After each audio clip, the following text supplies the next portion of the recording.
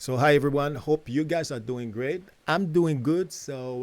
Today, get strapped, get ready. We're going to talk about Charlie Kirk and his view on DEI. So it's a rant that I wanted to do for some time now, um, but I never really had the time to do it. So today's the day. Lucky guys, lucky guys. And yeah, I'm gonna try to do it like before my coffee gets cold.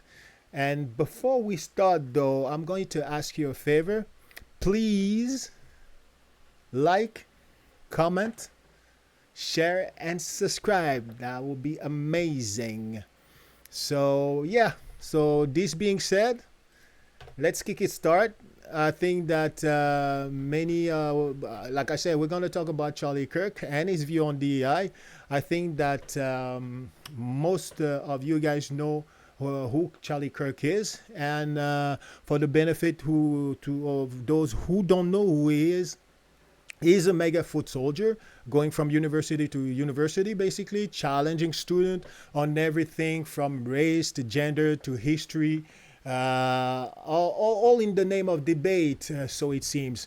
So at one of these stops, though, he was confronted by a young black student that reminded him of some of the pretty controversial, that I think were controversial words that he said. That moment, I don't know if you remember when Charlie Kirk admitted that boarding a flight with a black pilot would make him extremely sweaty and nervous, because he said that DEI might have been the reason why that black pilot was getting that job and not his qualification.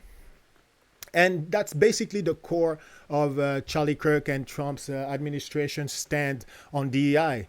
That if a black person is in a position of authority or leadership, it means that the bar must have been lowered.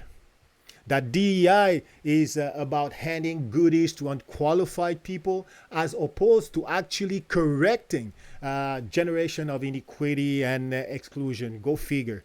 Because from what we can see, the idea that equal opportunity might give a black man the chance to fly a plane, in this case, apparently is too much to bear for Charlie Kirk. So we're going to be clear once and for all. DEI doesn't lower standards. What it reveals, though, is that the system was never fair to begin with. It's not about giving unqualified people a free pass. It's about basically removing the barriers that qualified people, part of minority group especially, have been smashing into for decades. In school admission, in job applications, in housing, in healthcare, in credibility, in the justice system. But when Charlie Kirk compares DEI to forcing the NBA to have 30% white players, what he's really saying is the following, though, scary. Black people are good for entertainment, but not for intellect. And what hurt me the most, though, is not only what Kirk said. We know he stand on DEI, but I cannot lie. I was in a state of shock when the young black kid at the end of that exchange asked Charlie Kirk for a MAGA hat. What?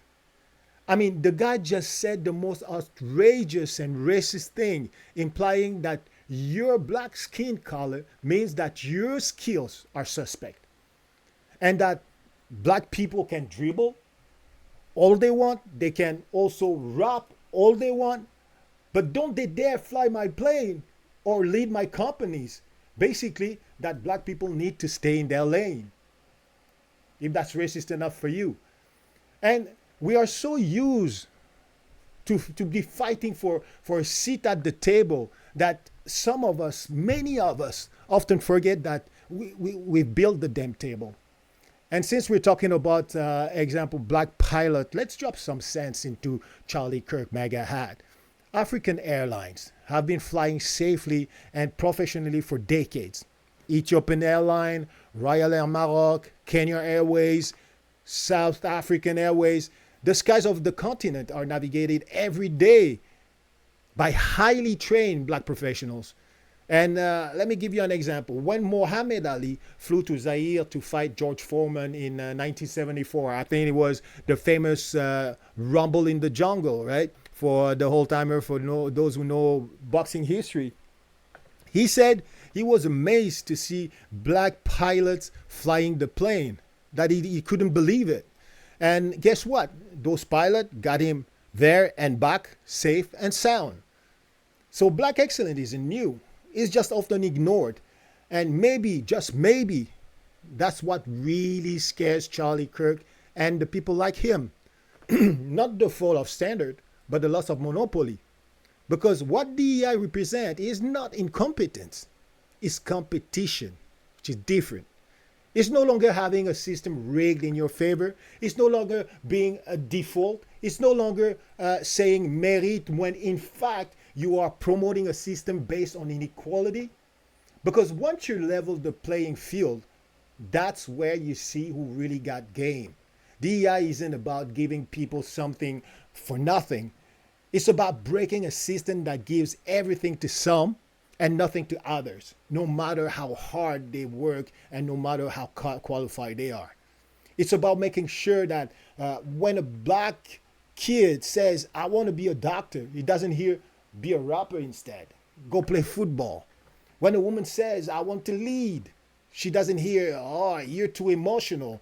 When someone from a minority group, black, brown, Latino, Arab, says, I deserve a seat at the board, they are not told, oh, you're just a diversity hire. Let's not get it twisted. This outrage over DEI is not about standard. It's about power. Because when you've had the system built for you, run by you, and guarded by you, DEI feels like a threat. Not a threat to quality, but to control and power. They're not afraid that we're unqualified. They're afraid to see the balance of power shift. This has never been about who's best. It's always been about who writes the rules, who bends the rules, who keeps the doors shut, and who holds the keys to those doors. Because once black and brown and indigenous and immigrant have access, real access to education, capital, influence, and authority, the game changes, my friend. And that's what they fear. Not that the plane won't land, but that we won't need them to fly the damn thing. DEI isn't dangerous because it lowers the bars. It is dangerous because it levels the ground. And when that happens, they lose control of the instrument of power they have over us: wealth, economy, legal policy, military, banking, education, and so much more, name it. Charlie Kirk wants to make us believe that removing DEI is all about fairness. But it's never been about fairness.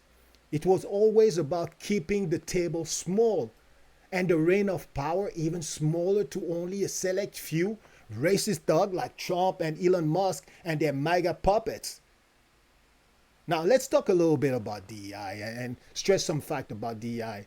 I was saying that earlier that DEI helps fight discrimination and inequity in the following areas: job application, housing, school admissions, and healthcare, credibility, and justice system.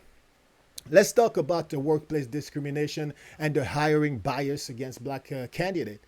A landmark study from 2003 reveals that resume with white-sounding names like Emily, Greg, receive 50% more callback than identical resume with black-sounding names like Lakeisha and Jamal. The only difference is the color of the skin and the name. And I'm not even saying the color of the skin, because at that time, when we're talking about resume, he hasn't seen the skin or the face. He had just heard the name, right?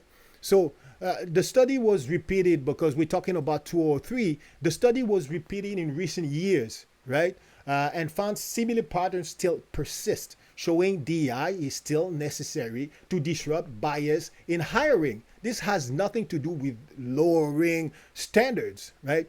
Now let's talk about leadership position in disparity. A study find out that despite making up to 13% of the U.S. population, and when we're talking about 13% of the US population. The US population is not just black and white. I mean, you have Latinos, you have brown people, you have Indians, you have indigenous, right? So 13% of the population is pretty interesting. Black people hold only 3.2% of executive or senior leadership roles in major US companies, right? In 2021, only five Fortune 500 CEOs were black out of 500. Only five. Crazy. Make the math. So DEI programs help push back against these phenomena through transparency in hiring and formal process for promotions, right? So again, DEI here does not lower any standards, right? Levels the playing field, right? Regarding about housing discrimination now, right? Black families are still more likely to be denied mortgage or offered higher interest rates, even with similar credit profile. Again, like we said, like I always said, we're not talking about different credit profile. We're talking about the same credit profile. The only thing that changes in here is the color of the skin, right? A 2022 study by the Urban Institute showed that black renters face more discrimination when trying to rent a home, including landlord being less likely to respond to inquiries from applicants with black sounding names, right? Just to say black sounding names seems already prejudice. But here again, right? Here again, we're not talking about even him seeing the guy. Just hearing the type of name, he's making his conclusion on the name, right? So definitely DEI in housing policy means pushing fair housing laws, monitoring real estate discrimination, and investing in historically marginalized communities, which totally makes sense. Again, this doesn't have to do anything with lowering any standards. It has to do everything with equity, justice, right? Removing discrimination.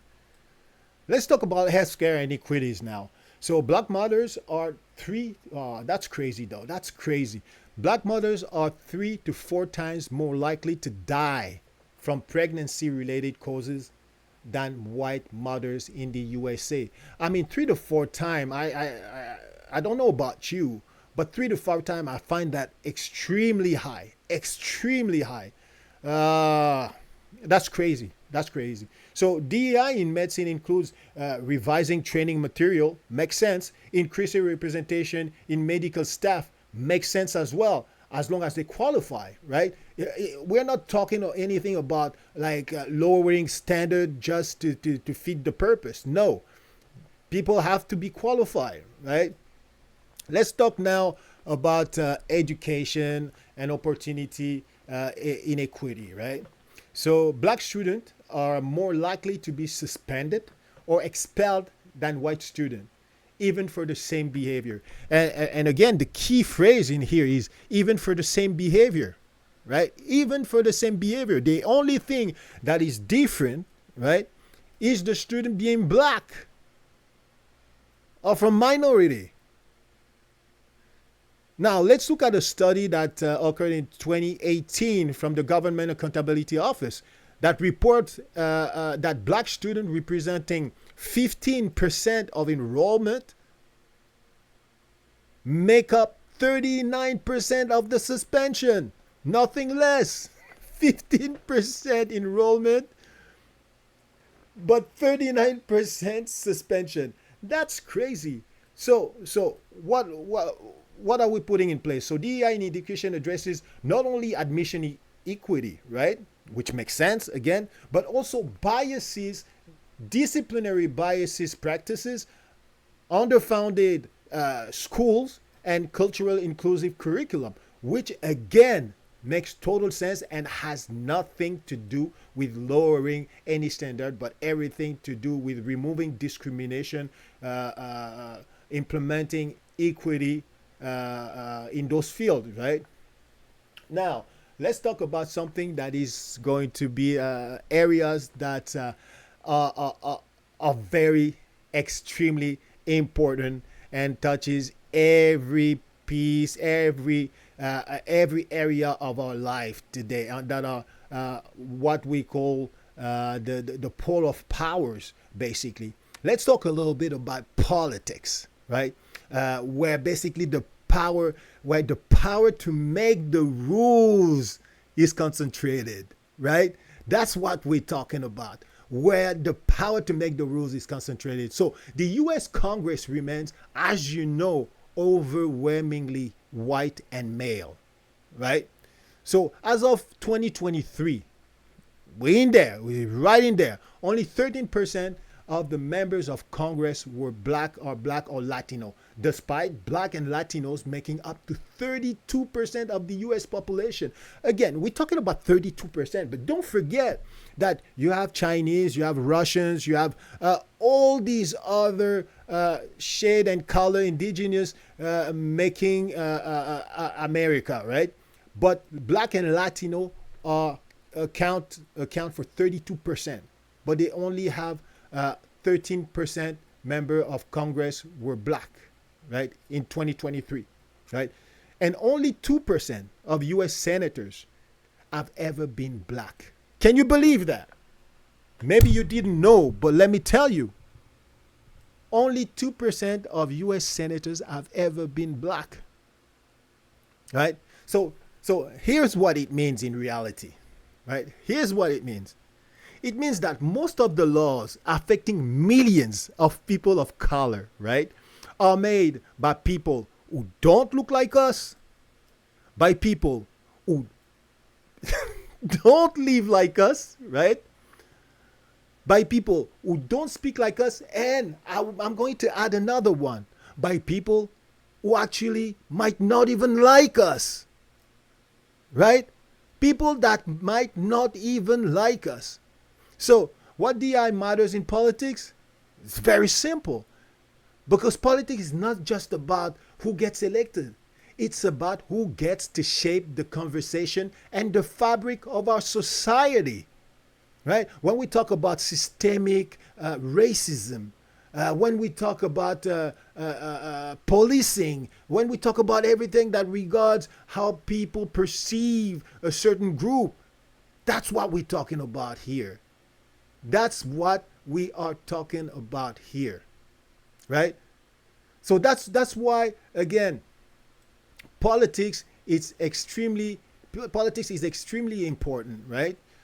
Because at the end of the day, what DEI is going to challenge in that space, right, is that the system where is going to challenge the way that the power circulates in a closed loop, right? We got to break that loop if we want to have a system that works for us, right?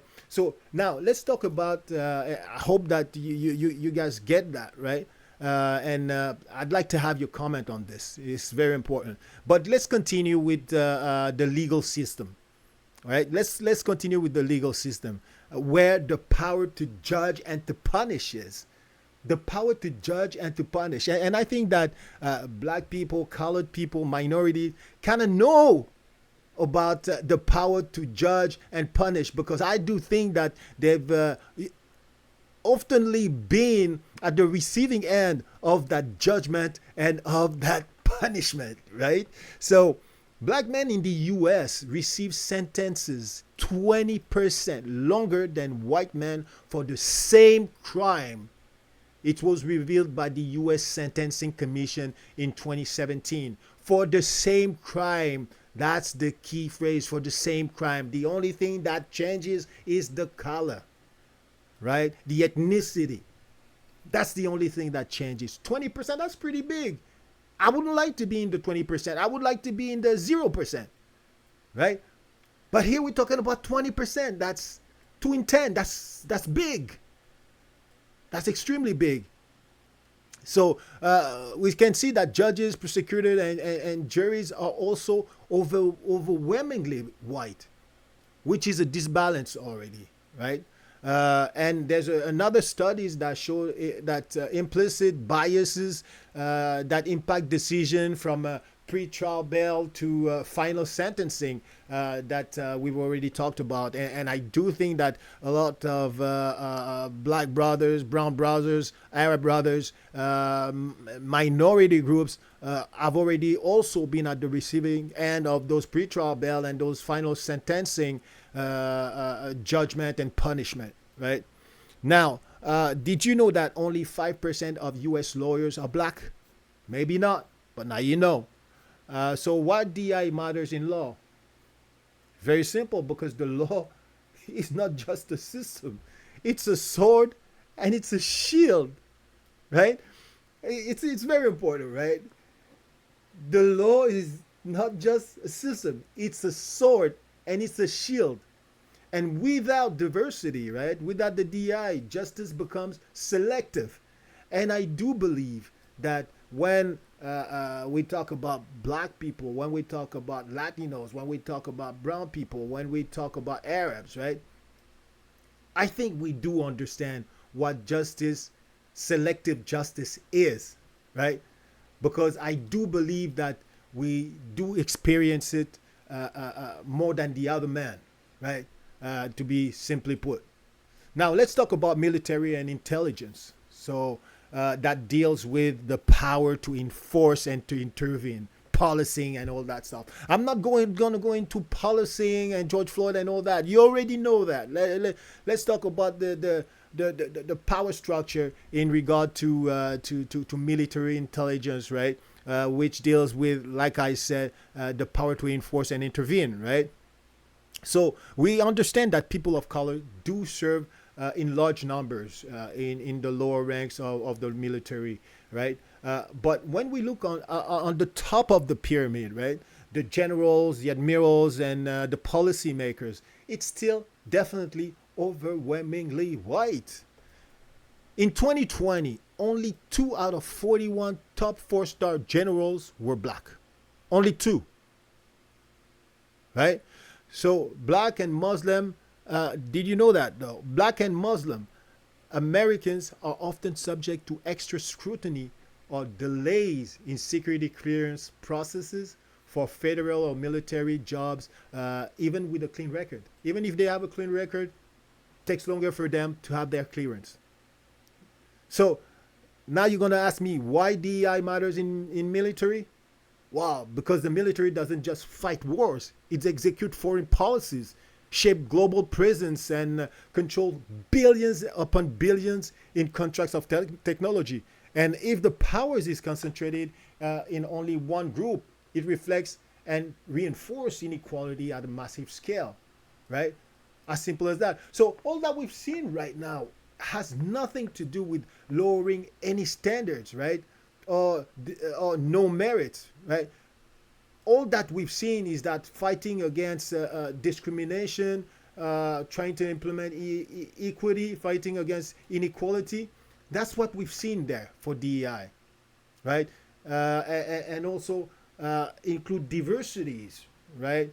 Not only for just one type of human, if I may say so, to all the powers. Now, here's the bottom line, just to conclude, right? Here's the bottom line. The backlash that they do on DI is not about fairness or merit, as they want us to believe. It's about fear of losing grip over the 3 things that run our society. Who makes the laws? Politics. Who enforce the laws? Military and police. And who interprets the laws? Legal system. And when DEI begins to break open those doors, when the courtrooms, the Senate floor, and the Pentagon start to reflect real America, that's when Trump, Elon Musk, Charlie Kirk, and their MAGA supporters start to panic, right? Because it's one thing to see for them to see us on the stage, right? But it's another thing to see us hold the mic, to see us write the script, and to see us run the show. So, guys, think a little bit about that, right? Because I find it incredible that people like Charlie Kirk are able to spew their racism, their bigotry on the main on the big platform like that without receiving any pushback about their racist slur, right? That's what I think, right? That's what I think, and that's why I had to make that hand that rant. That's why I had to kick out that video. It was very important for me to say that, because I couldn't believe, first of all, the fact that the black kid actually, after being insulted like that, actually asked for Charlie Kirk's merch, mega hat, right? But more than that, I couldn't believe that nobody in all that crowd of students, that was a lot of students, didn't boo him when he was making that reference to black people and 30% white people in a basketball team, and him being scared that a black guy is a pilot in a plane. That's crazy. We shouldn't leave that. We shouldn't hear that in today's America. We shouldn't happen. And if it happens, people should push back. As simple as that. So let me know what you think about this. Thank you again, obviously, for being with me and listening to my rant and taking the time to listen to it. Don't hesitate. Again, like, subscribe, share, and talk to you next time. Maybe I'm going to surprise you with another interesting rant. I hope so. So everybody, take care. And again, well, thank you for watching.